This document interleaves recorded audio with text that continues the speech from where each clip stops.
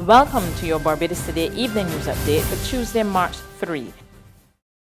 In the face of heavy criticism following the abrupt closure of 3 major restaurants, the parent company, Chaps Restaurants Limited, maintains there are no ulterior motives behind its decision.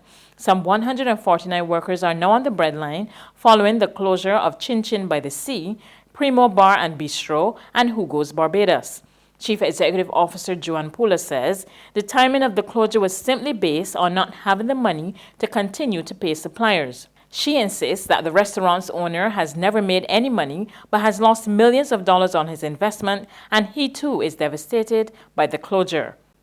Meanwhile, the Barbados Hotel and Tourism Association says the closure of the restaurants is worrying.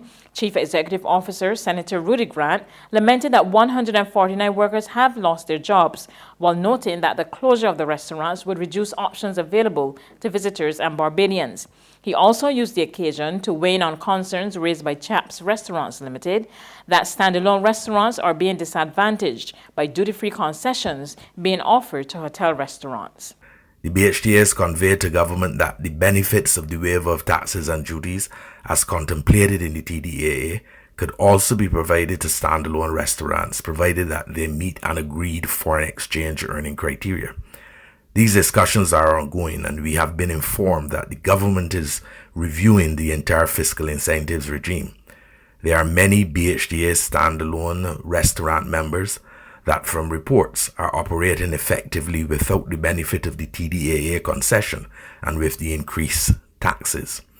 There is no doubt that access to the benefits provided in the TDAA would make our restaurants more globally competitive.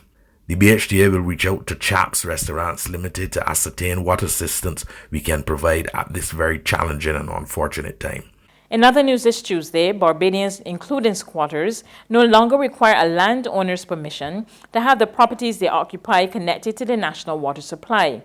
During debate in the House of Assembly this morning on the 2020-2021 estimates of revenue and expenditure, Water Resources Minister Wilfram Abrams said the new policy was primarily motivated by the International Convention that all humans must be afforded the basic right to access clean drinking water, especially in times of natural disasters or a disease outbreak. The solution is, if you want to have a water connection on your land, you have to pay the deposit for the connection, but you also have to pay effectively a security deposit. So you have to pay in advance for a certain amount of prospective water consumption. You are not going to be allowed to exceed that deposit, because if you exceed that deposit, then it attaches to the land. So the Water Authority has to be vigilant in making sure that people don't run up arrears past the deposit. The other thing that the Water Authority had to do in the event, it's a statutory corporation, we are not as efficient as we would like to be in certain areas, and we're working on them. But if for the Water Authority's side, they fail to catch it before it exceeded the deposit, then the Water Authority is going to indemnify the owner of the land, the actual title holder, against those arrears. So it was a serious balancing act. For anybody who wants to avail themselves of this water service, you just have to go to the Water Authority, make the application, they will come and inspect. But there's one caveat: it does not apply to prohibited development areas. Meanwhile, Abrams is urging Barbadians to adapt to using treated water from the island sewage system as the resource becomes even more scarce.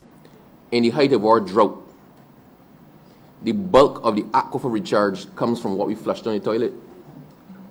So we flush or we use water domestically in our houses, in our business. It goes into a well.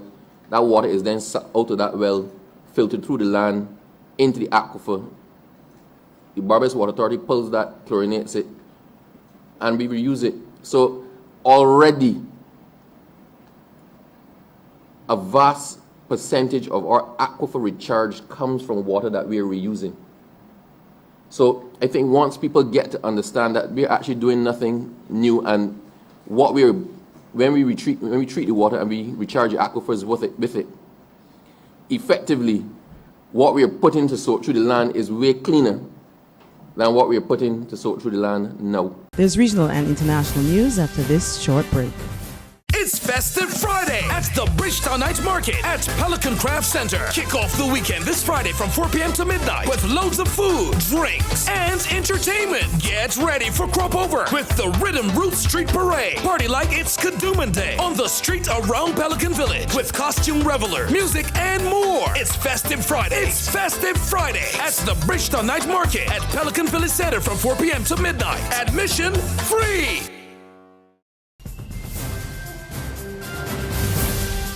In Guyana, the country is still awaiting the results of Monday's elections, and major political parties have been calling for patience. President David Granger assures the country the elections were free and fair, even as he remains quietly confident. I am very confident in the turnout of people of Guyana at the polls today, and we look forward to a result which should eventuate in the returning of the coalition to office.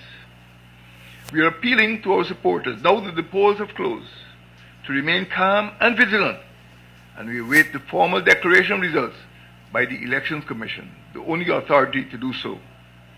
We are moving forward together for continued progress and development of our beloved Cooperative Republic of Guyana. Meanwhile, General Secretary of the People's Progressive Party, Dr. Barrett Jagdeo, is urging Guyanese to remain calm while the Election Commission conducts its work. One of the major parties with likelihood of winning these elections is the People's Progressive Party Civic. The PPP served in office for 23 years prior to 2015. The newsroom caught up with General Secretary of the PPP, Barrett Jagdeo, on Tuesday, who spoke of what the environment is like on the ground.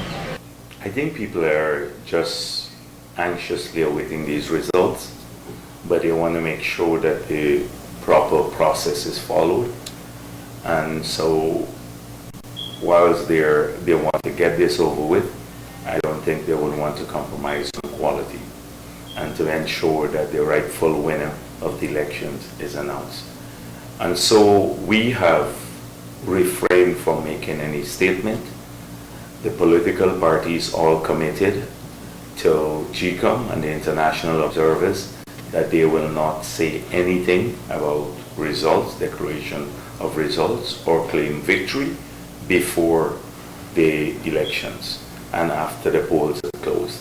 Further afield, powerful tornadoes tore through Nashville, Tennessee and surrounding counties, killing at least 22 people and leaving others missing as voters throughout the state cast ballots in the Super Tuesday presidential primary. Tennessee is in a state of emergency after a series of powerful tornadoes tore through the state, leaving miles of devastation in its wake. In the capital city of Nashville, buildings were ripped open and debris blocked roads. By Tuesday afternoon, officials reported at least 22 people had been killed. So there's gas leaks all over her. More than 70,000 people statewide were without power after the storm, as emergency crews searched for victims possibly trapped in the rubble. Firefighters reported upwards of 40 collapsed buildings around Nashville. A journalist for a local CBS affiliate captured the moment the storm struck. There it is! Go! Inside! Officials opened emergency shelters after the early morning storm took some by surprise. Tennessee Representative Jim Cooper. It's rare for an urban area to be hit and hit so hard. A lot of people just escaped with their lives. You know, they're in their pajamas, their underwear. It's a double tragedy because today's one of the most important election days. Tennessee was one of 14 U.S. states to vote on Tuesday in the contest to choose a Democratic nominee to stand against President Donald Trump in November. And that's news. But for the very latest, visit us at www.barbadostoday.bb. You can also subscribe to our e-paper, email updates, or like us on Facebook, and sign up for our breaking news alerts via WhatsApp. We're also on Izumi Media in bus terminals, as well as screenplay at supermarkets and gas stations near you. You can also hear us on Mix 96.9 FM and Capital Media HD 99.3 FM.